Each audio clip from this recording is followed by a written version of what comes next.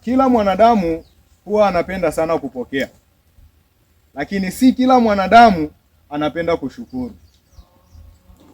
Kila mwanadamu anapenda kupokea, lakini si kila mwanadamu ambaye anapenda kushukuru. Jiulize maishani mwako, ni nini ambacho unapaswa kukishukuru hasa? Ni mara ngapi umeshukuru? Ni mara ngapi umepokea? Ni mara ngapi umepokea? Ni mara ngapi umeshukuru? Hapo ndipo utakapoungana na mimi kwamba kila mwanadamu anapenda sana kupokea, lakini si kila mwanadamu anapenda sana kushukuru. Kwa hiyo shukrani si jambo la msimu. Shukrani si jambo la kujisikia, bali shukrani katika maisha yetu ya Ukristo yanatakiwa kuwa ni mtindo wa maisha. Yanatakiwa kuwa ni mtindo wa nini, watumishi? Wa maisha.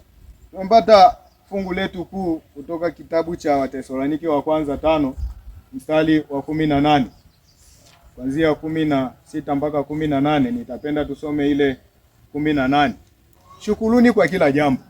Yapo mambo mengi sana ambayo yanampata mwanadamu. Na mambo haya yanapokuwa yanampata mwanadamu, lengo la Mungu ni kumfundisha ukuu wake.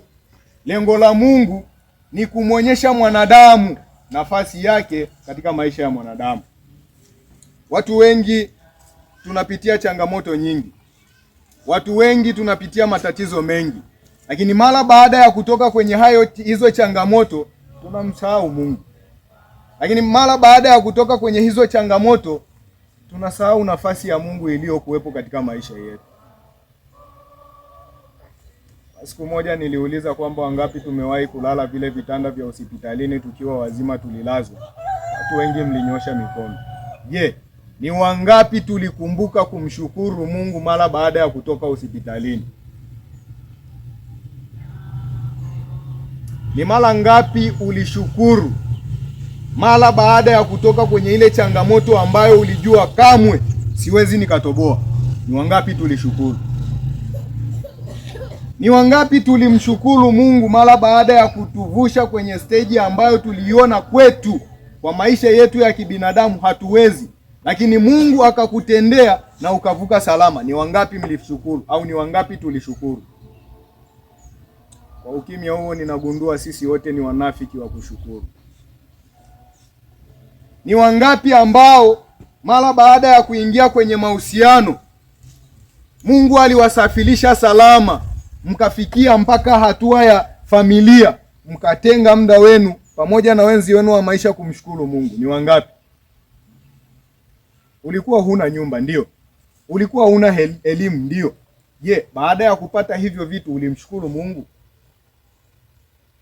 Shukuruni Mungu, maana hayo yote ni matokeo yake. Katika wasaa huu naomba kila mmoja wetu, kama una mwenzi wako au una mume au mke, mpo mahali hapa, mtafute mkae sehemu moja kwa ajili ya kumshukuru Mungu. Lakini kama huna mwenzi, tafuta rafiki yako, mshukuru Mungu.